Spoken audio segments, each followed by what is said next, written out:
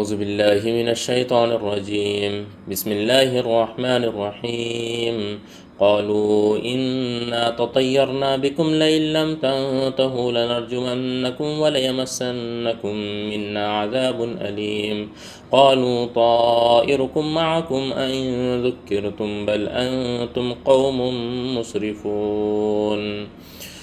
صدق اللہ العظیم۔ ہندوستان میں تیزی کے ساتھ موب مینٹیلٹی اور موب کلچر بڑھتا جا رہا ہے۔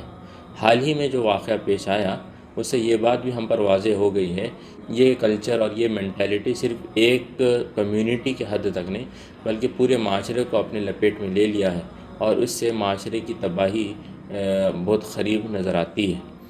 ہم کو چاہیے کہ ہم اس موب مینٹیلٹی کی انیٹمی کو سمجھیں، وہ کیسا پیدا ہوتی ہے، اور اس کو کاؤنٹر کرنے کے طریقے بھی ہم کو سیکھنا چاہیے تاکہ ہم اس معاشرے کو یہ برے انجام سے بچا سکیں۔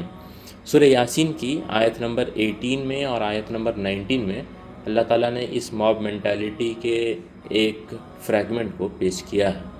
یہ انسانی تاریخ کا ایک فیکٹ ہے کہ جبھی بھی کوئی رسول اور نبی اپنے قوم کے پاس حق کا پیغام لے کر گیا اور ان کو اسلام کی دعوت دی تو انہوں نے جھٹلایا، دھمکیاں دی اور اس دعوت کو روکنے کی، اس دعوت کو ختم کرنے کی کوشش کی، اور یہ پورے پروسیس کے اندر وہ موب مینٹیلٹی جو ان کی تھی اس کا ذکر ہم کو اس رکوع میں ملتا ہے۔ موب مینٹیلٹی کو ہم 4 سٹیجز میں سمجھ سکتے ہیں۔ پہلا سٹیج یہ ہے فَكَذَّبُوهُمَا، وہ لوگ جھٹلاتے ہیں، نبی ان کے پاس جاتے ہیں پیغام لے کر، مگر قوم کا معاملہ یہ ہوتا ہے کہ وہ اس پیغام کو جھٹلا دیتے ہیں، اس دعوت کو ٹھکراتے ہیں۔ جھٹلانا صرف یہ نہیں کہ اس کو مانتے نہیں ہیں بلکہ اس دعوت کے خلاف میں جھوٹے پروپیگنڈے کرنا شروع کرتے ہیں۔ فَكَذَّبُوهُمَا، وہ لوگ جھٹلاتے ہیں۔ یہ پہلا اسٹیج۔ دوسرا اسٹیج وہ کہتے ہیں قالوا انا تطیرنا بکم، وہ جھوٹ سے آگے بڑھتے ہیں، اب اور بہتان لگانا شروع کرتے ہیں اور کہتے ہیں کہ یہ معاشرے میں، یہ سماج میں جو بھی منحوست ہے، جو بھی مسائل ہیں، وہ صرف اور صرف تمہاری وجہ سے اور تمہاری دعوت کی وجہ سے ہیں۔ پہلے تو یہ تھا کہ صرف جھٹلا رہے تھے، اب آگے بڑھ کے نفرت پھیلا رہے ہیں، یہ بات بول کے کہ سماج کے اور ان کے قوم کے جتنے مسائل ہیں، وہ جو نحوست اور آفت قوم کے اندر ہیں، وہ اس شخص کی وجہ سے ہے جو حق کی بات کر رہا ہے، جو اسلام کی طرف بلا رہا ہے۔ تو لوگوں کے اندر نفرت بڑھانے کی کوشش کرتے ہیں، نفرت کا اظہار کرتے ہیں اور کہتے ہیں کہ یہی لوگ نحوست کے ذمہ دار ہیں۔ صرف یہاں پر رکتے نہیں ہیں، تیسرے سٹیج کے اندر وہ کہتے ہیں کہ تم اگر باز نہیں آئے، تم اپنی دعوت کو نہیں روکو گے، لَنَرْجُمَنَّكُمْ، ہم تم کو پتھروں سے ماریں گے اور قتل کر دیں گے، وَلَيَمَسَّنَّكُمْ مِنَّا عَذَابٌ أَلِيمٌ، یا ہم تم کو دردناک عذاب میں مبتلا کریں گے۔ یہ دھمکیوں کا سٹیج ہے۔ وہ پہلے جھوٹ کہیں گے، پھر بہتان لگائیں گے، آپ کے خلاف میں نفرت کو بھڑکائیں گے، اس کے بعد میں پھر دھمکیاں دیتے جائیں گے کہ ہم آپ کو قتل کر دیں گے اگر آپ اس دعوت کے کام سے نہیں رک گئے، اگر آپ حق سے نہیں پھریں گے، حق کی دعوت کو نہیں روکیں گے تو ہم آپ کو پتھروں سے مار کے قتل کر دیں گے یا دردناک عذاب میں آپ کو مبتلا کریں گے۔ یہ تیسرا سٹیج ہے۔ چوتھا اسٹیج موب لنچنگ کا ہوتا ہے۔ یہ جیسا مینٹیلٹی بنتی جاتی ہے، پوری قوم کا ایٹیٹیوڈ اس ڈائریکشن کی طرف تیار ہوتا ہے کہ وہ اب کسی کا بھی قتل کر سکتے ہیں۔ وہ آگے جا کر وہ شخص جو ان کو آ کر نصیحت کرتا ہے، آگے اللہ نے ذکر کیا کہ وہ لوگ اس کا قتل کر دیتے ہیں۔ یہ موب مینٹیلٹی ڈیولپ ہونے کے سٹیجز ہیں جس کے اندر پوری قوم تباہ ہو سکتی ہے۔ اس کے بعد اللہ تعالیٰ نے وہ نبیوں کا جواب پیش کیا ہے۔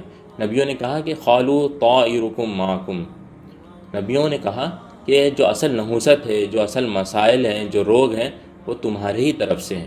ان کا یہ جواب ریاکشنری نہیں تھا کہ جواب کو جواب دینا تھا، بلکہ نبیوں نے ان کے سامنے ایک فیکٹ پیش کیا کہ ہر انسان کے اپنے اعمال اور اس کے جزا اس کے ساتھ ہی لگے ہوئے ہیں۔ اس کے اعمال کا ہی رزلٹ ہوگا جو قوم کے اندر نظر آئے گا۔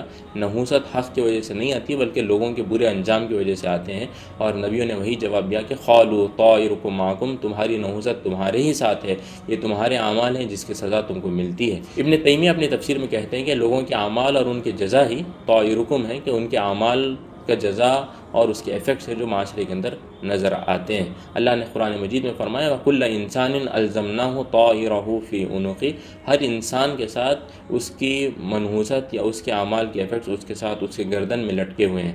دوسرا اسٹیٹمنٹ نبیوں کے جواب کا یہ تھا کہ ان ذکرتم، کیا تمہارا یہ جو ایٹیٹیوڈ ہے کیا اس وجہ سے ہے کہ ہم تمہاری تذکیر کرتے ہیں، ہم تم کو یاد دلاتے ہیں کہ تمہارا رب کون ہے، تم کو لوگوں کی غلامی سے نکال کر اللہ کی غلامی میں لانا چاہتے ہیں، کیا یہ تذکیر کی وجہ سے تم ہم کو دھمکیاں دیتے ہو؟ یہاں پر نبیوں نے نصیحت کے انداز میں لوگوں سے سوال کیا صرف یہی وجہ ہے کہ تم قتل کرنے کے دہانے پر پہنچ چکے ہو؟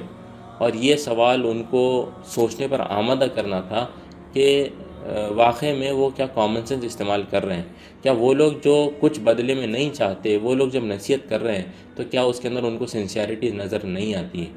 آخر میں نبیوں کے جواب کا تیسرا اسٹیٹمنٹ یہ ہے کہ بل انتم قوم مسرفون، بلکہ تم تو وہ قوم ہو جنہوں نے اسراف کیا ہے، وہ قوم ہو جس نے لمٹس کو کراس کر لیا ہے۔ اور یہ اعلان ان کے سامنے بتاتا ہے کہ اب قوم تباہ ہونے والی ہے۔ جتنا موب مینٹیلٹی اور موب کلچر بڑھتا جائے گا وہ نشانی ہے کہ معاشرے کی حالت بہت بری ہے، معاشرہ تباہ ہونے والا ہے، اور اس سے بچنے کی تدابیر اختیار کرنی ضروری ہیں۔ نبیوں کا جواب اگر ہم انالائز کریں گے تو یہ بات سمجھ میں آتی ہے کہ اس کے اندر کوئی نفرت کا عنصر نہیں ہے، کوئی بھی ایلیمنٹ ہیٹریٹ کا، غصے کا نہیں ہے۔ وہ لوگ بس ان کو نصیحت کرتے ہیں، ان کے سامنے فیکٹس رکھتے ہیں، اور یہی طریقہ ڈیل کرنے کا ہے کہ ہم جواب کے اندر پتھر کا جواب پتھر سے نہیں، بلکہ ہم پتھر کا جواب صبر سے اور پھول سے دیں، تاکہ لوگوں کو سمجھ میں آئے، لوگوں کی تذکیر ہو، اور لوگوں کی تذکیر کا کام ہم جاری رکھیں۔ جزاک اللہ۔